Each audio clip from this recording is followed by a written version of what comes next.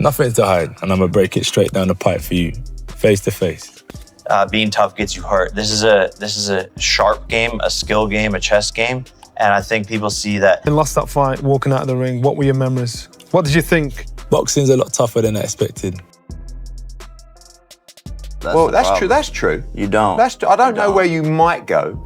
I just give you where I think you're at, which I'm entitled to, which is average. Average is very complimentary. Jake Paul versus Anthony Joshua face-to-face interview delivers a tense clash between the fighters from entirely different worlds. Jake Paul, the YouTuber turned boxer, steps up to former heavyweight champion Anthony Joshua with confidence and boldness. Joshua stays calm, studying Paul with the composure of a seasoned veteran. Paul didn't hide the truth either. He admitted Joshua's size, skill, and championship mentality make him a serious challenge. He openly acknowledged this could be the toughest fight of his career, but said he's ready to prove he belongs on the stage. This relentless style, this forward pressure, taking lots of damage and not giving a fuck and returning that damage more than what his opponents are giving him. And the fight officially sanctioned for December 19th. The anticipation has exploded. Jake Paul insisted, "This isn't just another celebrity boxing spectacle, it's a real test against a former unified heavyweight champion." He admitted the risk is massive, but said greatness requires stepping into danger. Joshua, on the other hand, remained composed and respectful, praising Paul's business moves and dedication, but reminding everyone that experience matters more than hype. Once that bell rings, Joshua said respect disappears and instincts take control. Both men agreed this fight will change careers. Either Jake pulls off the historic upset, or Joshua reestablishes his... I like the challenge. People, that's the criticism. Fight someone in their prime who's a beast. I think people just want to see me lose. That's really what the message is behind it all. And Anthony Joshua is an insane fight, but I want that challenge. We've been DMing back and forth. He wants to make it happen. He called me up, and it's looking very likely for next year.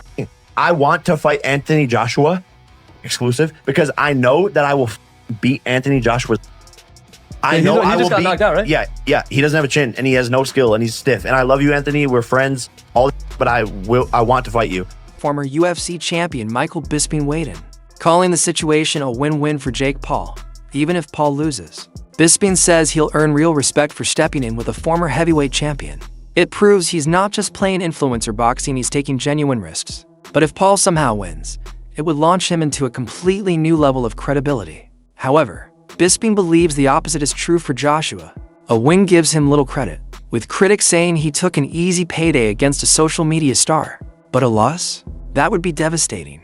Losing to an influencer could seriously damage Joshua's reputation and raise doubts about his future in boxing. Say it's a win-win for Jake Paul is because, listen, if he wins, then he's beating a former heavyweight boxing world champion, certainly one of the best heavyweights of his generation, and of course, a man that is way bigger than Jake Paul. Of course, it's a win. And if he loses, it's still a win for Jake Paul because he had the balls. He was man enough. He was willing to test himself. He would prove everyone wrong, all his critics, like me. By the way, I'm not like out there on an island by myself. Everyone says the same thing. And he would potentially prove all of those critics wrong. Well, yeah, he would, maybe. Unless there's some funny business, right? And for Anthony Joshua, as I said, this is kind of a lose-lose, right? Because if he wins, people are still going to say, well, you only beat Jake Paul, right? The man that lost to Tommy Fury, after all, right? That's the only loss in his record, Tommy Fury. You're telling me that Tommy Fury is going to beat him and then Anthony Joshua's not going to beat him? So if he beats him, he gets no credit. And if he loses, then holy can you imagine? That would be the biggest downfall of any boxer's career. The reality is, he's not going to lose. There is no way on this earth that Jake Paul can beat Anthony Joshua in a boxing match. That's just a fact, okay? Look at what he did to Francis Ngannou. Francis Ngannou hits as hard as a Ford Escort, going 100 miles an hour or whatever that stat was. Comes from the UFC.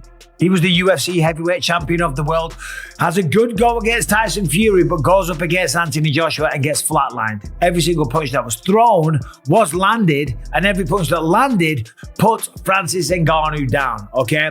So to stand there and think that Jake Paul, who's much, much smaller, who has way less experience, that doesn't weigh anything near him, is going to have a chance. And not to mention, because of that, many see this fight as more of a business move than a legacy moment for AJ. One of the biggest factors in the matchup is the weight gap.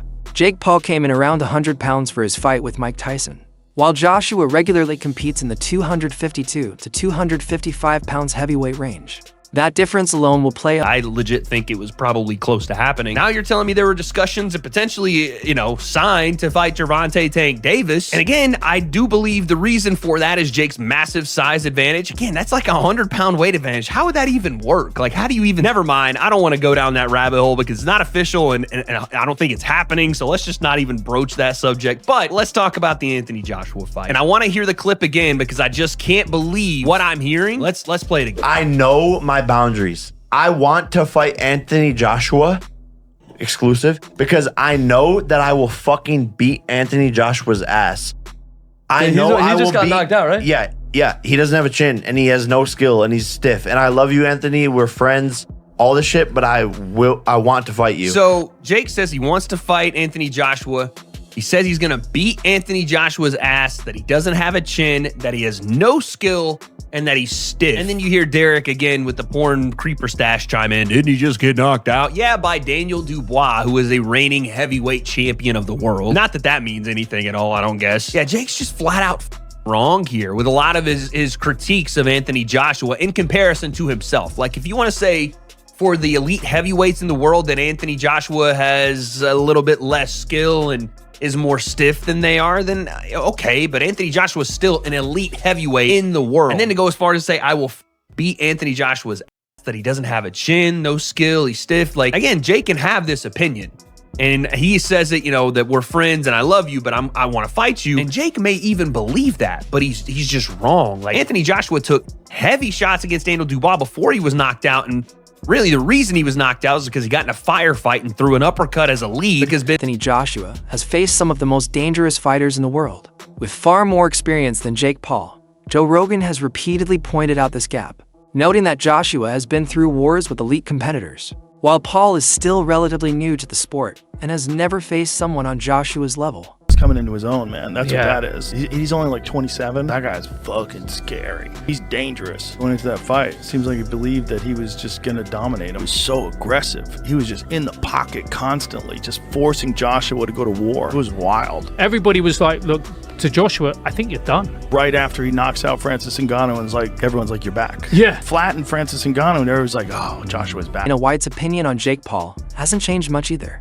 He said he stopped taking Paul seriously after Paul lost to a real boxer. White has mocked Paul's boxing career many times, calling his earlier fights pay-per-view events, not legitimate boxing matches. He even brushed off Paul's legal threats regarding accusations of fixed fights, saying he doesn't believe they're fixed, just not real elite-level fights. The fight that's reportedly being worked on for December 19th in Miami. Did I see the fight being worked on December 19th in Miami? Yeah. No. Do you know which fight I'm talking about? No. Fair enough.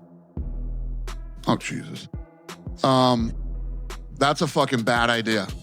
That's a bad idea. But let me tell you what. A lot of people watch that one. Will you watch it? Sure. You know what everybody's tuning in for on that one. I think everybody's going to get what they find. Tommy Fury also dismissed the idea of Paul fighting Joshua, calling the matchup laughable. He reminded fans that he beat Jake even with a badly injured hand, using that win to undercut Paul's confidence and legitimacy. Fury questioned why Paul deserves a fight with Joshua at all, and even suggested AJ wouldn't let the fight drag on unless he was being paid to, because he doesn't believe Jake could truly compete with a heavyweight of Joshua's size and beat Jake Paul. Excuse my French, what the fuck is Anthony Joshua going to do to Jake Paul? I think my dad said that AJ could beat him with his prick, and I completely will back that up. Even if AJ had a broken arm in there, it still wouldn't go past a minute. To be quite honest with you, and as a safety aspect, there's no way that fight can go ahead. At the end of the day, my God, how good does it make me look?